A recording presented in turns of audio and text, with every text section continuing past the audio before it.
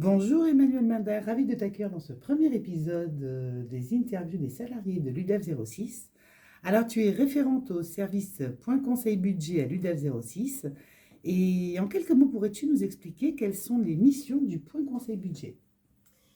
Les missions en priorité, c'est d'accueillir toute personne de majeure, Mhm. ou même mineure, mais majeure en priorité, qui ont besoin d'aide pour un accompagnement budgétaire, pour un surendettement, pour l'ouverture de leurs droits, ou des démarches auprès de créanciers. C'est un service qui est gratuit. Ok, alors donc formation au budget, enfin on les aidait à comprendre parfois des points essentiels en termes de budget, de l'ouverture de droits, du contact d'organismes éventuellement pour rééchelonner des dettes, un service gratuit. Donc je sais que tu reçois ces personnes à l'UDAF, mais aussi sur des permanences extérieures que tu réalises. Où est-ce qu'on peut te rencontrer sur le département? Où sont ces permanences? Donc pour l'UDAF, il a été labellisé pour 3 secteurs, qui Mhm. sont Nice, Menton et Antibes. Donc sur le secteur de Nice, je reçois les personnes à l'UDAF, comme tu as dit. Et sinon, sur le secteur des Moulins, de l'Ariane, à la Maison de l'Habitant et au pôle social Roquebillière, si j'oublie personne. Sur le secteur d'Antibes, je fais une permanence à Cannes-la-Frayère et l'antenne de justice un mercredi sur deux d'Antibes. Et sur Menton, je fais une permanence à l'antenne de justice de Menton et une permanence au CCS de Roquebrune. D'accord. Bah, de toute façon, en lien hein, Oui, dans ce la sera plus vidéo, simple. voilà, on mettra également toutes les coordonnées du service PCB et tous les lieux de permanence C'est ça, afin que si certaines personnes qui nous regardent aujourd'hui, enfin qui te regardent aujourd'hui, sont intéressées, pourront prendre contact avec toi. directement. Alors, est-ce que tu peux nous raconter une journée au service PCB? Eh bien, on arrive le matin, donc je vais dire on, quelle que soit la personne, on arrive le matin, et selon la programmation, je peux être en permanence sur les secteurs de l'ouest ou de l'est ou du centre, et sinon, il y a des rendez-vous qui sont pris à l'UDAF, où je compte largement, quand c'est à l'UDAF, 1 heure et demie, Mhm. le temps de rencontrer les gens, de leur parler, qu'il y ait une certaine relation qui soit créée. Sinon, c'est 45 minutes par permanence où D'accord. je demande aux gens, souvent il y a des contacts téléphoniques, souvent par l'intermédiaire des travailleurs sociaux, où je leur demande d'apporter des éléments aussi pour qu'on Mhm. puisse évaluer, faire un diagnostic et savoir ce qui peut être fait comme accompagnement. D'accord. Et tu fais aussi de l'animation d'ateliers depuis Cette peu, année, hein, depuis cette depuis peu, année. oui. Alors, comment ça se passe? Quels sont les lieux? Je sais qu'il y a un premier lieu au nouveau CCAS Martin Luther King, si je ne C'est me le trompe premier pas. qu'on a fait sur le budget, Mhm. où des personnes qui étaient intéressées, qui ont été interpellées par les travailleurs sociaux, sont venues pour apprendre un peu plus concernant le budget. Eux, ce qu'ils voulaient, c'est surtout avoir des petits trucs pour faire diminuer leurs factures.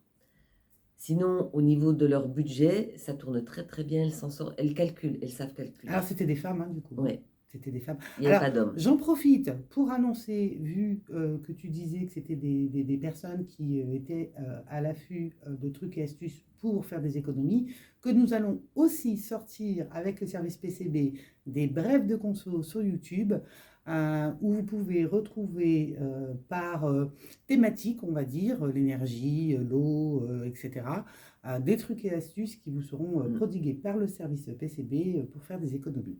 Alors, revenons-en à notre interview. Est-ce que tu pourrais nous expliquer ton parcours professionnel? Je suis une formation d'éducatrice spécialisée, Mhm, où j'ai travaillé pendant 15 ans, mhm. pour ensuite passer mandataire pendant 10 ans, et ensuite arriver ici au service PCB, à la création du service PCB. Alors, tu as été à l'origine de la création du service PCB. J'ai été embauchée pour la création. D'accord, super. Mm. Et donc, pourquoi as-tu choisi l'UDAF? Qu'est-ce qui t'a motivé à postuler ici? Alors, l'UDAF, pour moi, c'était une grande association avec différentes possibilités, avec différents services, différentes personnes. Et je trouvais intéressant en tous les cas de rentrer dans cette association pour voir un petit peu toutes les possibilités du social, Mhm. tous les, oui, tous les champs du social en fin de compte. Alors, c'est Parce ça, qu'il y a une hein. belle palette de Voilà. tous les champs du Il y social. a énormément de métiers différents à Mm. l'UDAF et c'est ce qu'on va essayer de montrer au travers de toutes ces différentes vidéos de salariés. Et donc la possibilité d'avoir des passerelles et de bifurquer d'un service peut-être à un autre Oui. selon notre évolution et nos envies différentes d'accompagnement. C'est ça. Des personnes, on a un service MJPM, donc de protection des majeurs, de MASP, de MJA-GBF, et à chaque fois c'est un accompagnement un petit peu différent, et donc on peut éventuellement, selon les opportunités qui se présentent Tout à de fait. création de postes, passer d'un service à un autre. À ton avis, quelles sont les ou la qualité principale que requiert ton métier? Alors, je dirais que c'est l'écoute des personnes qu'on reçoit, qu'on puisse les entendre sans jugement, sans d'a priori, et de faire naître une certaine relation de confiance pour que les personnes puissent donner tous les éléments pour qu'on fasse un bon diagnostic. Alors oui, parce que lors d'un échange que nous avions eu, tu me disais que finalement, rentrer dans les comptes, dans les budgets de quelqu'un, dans ses difficultés, c'était rentrer dans une part d'intimité et que Tous du coup, n'acceptent pas forcément. voilà, il y a une relation de confiance qui peut ou pas s'instaurer. À un moment donné, pour travailler le budget, on est obligé de savoir un petit peu les dépenses. Donc, ils savent leurs dépenses, mais ils en oublient certaines.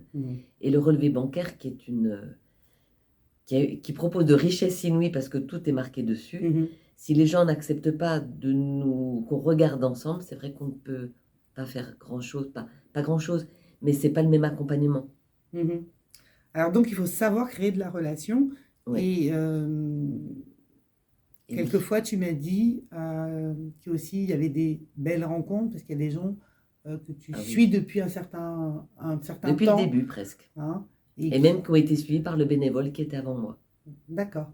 Et qui ont besoin, même si, grosso modo, ça va mieux, ils ont besoin de refaire venir, de faire un point. Pour savoir s'ils nous ont bien compris, pour savoir s'ils ne se trompent pas, pour ne pas retomber dans un surendettement, par exemple. Ça les rassure. Oui. Ça les rassure. Demander un avis. Là, j'ai reçu l'appel d'une personne où elle a appris que son appartement où elle vivait allait être vendu, sauf qu'elle ne sait pas comment faire puisqu'elle est en surendettement et qu'elle ne s'en sort pas.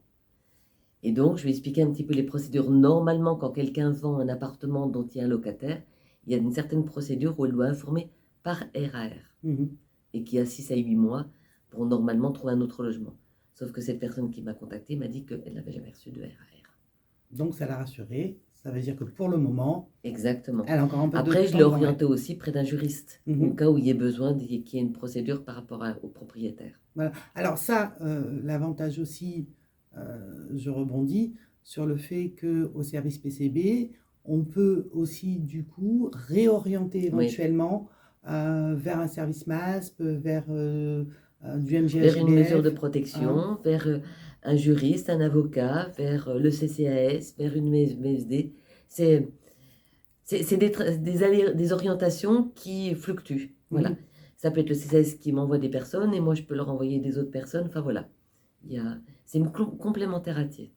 Eh bien, merci Emmanuel d'avoir accepté mon invitation sur cette première interview salariée. Mais avec plaisir. N'oubliez pas de vous abonner à notre chaîne YouTube. En commentaire, vous trouverez tous les liens vers les réseaux sociaux de l'UDAF, le site internet.